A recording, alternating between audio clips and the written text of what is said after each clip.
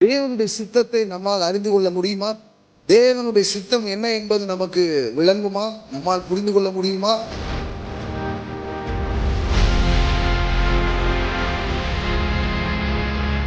அதான் கேட்குறேன்னா, கடவுளுடைய சித்தம் எதுவோ அதுதான் நடக்குமா?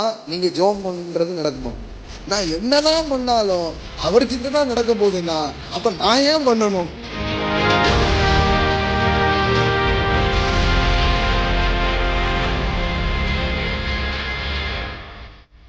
சித்தமா சித்தம் இல்லையாங்கிற குழப்பம் நமக்கு இருந்தாலே அது ஒரு உறுதியான ஜெபமாவே இருக்காது. வழக்கமா நம்முடைய கிறிஸ்தவ பிராக்டிஸ்ல முதல்ல என்ன இருக்குது? ஜெபம் இருக்குது. பண்ணி பார்ப்போம்.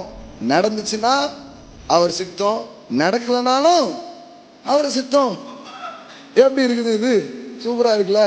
ஏற்கனவே இதெல்லாம் அப்படின்னு அவர் வச்சுட்டாருன்னா நீங்க தான் இந்த பூமியில உட்கார்ந்து ஆட்டுக்குரு ஆட்டுக்குரு அப்படிங்கிறதுல ஏதாவது யூஸ் இருக்கா இல்லையா? இது எப்படி பார்க்கணும்?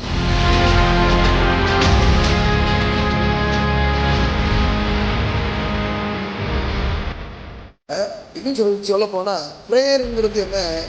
நான் எதையோ சார்ந்து இந்த பூமியில வாழாம தேவனை நான் சார்ந்திருக்கிறேன் என்பதின் அடையாளம் தான் ஜெபமாக இருக்கிறது. தருவாரா தரமாட்டாரா, சித்தமா சித்தம் இல்லையாங்கிற குழப்பம் இருந்துச்சுன்னா நீங்க எப்படி நம்பிக்கையோடு ஜெபம் பண்ணுவீங்க?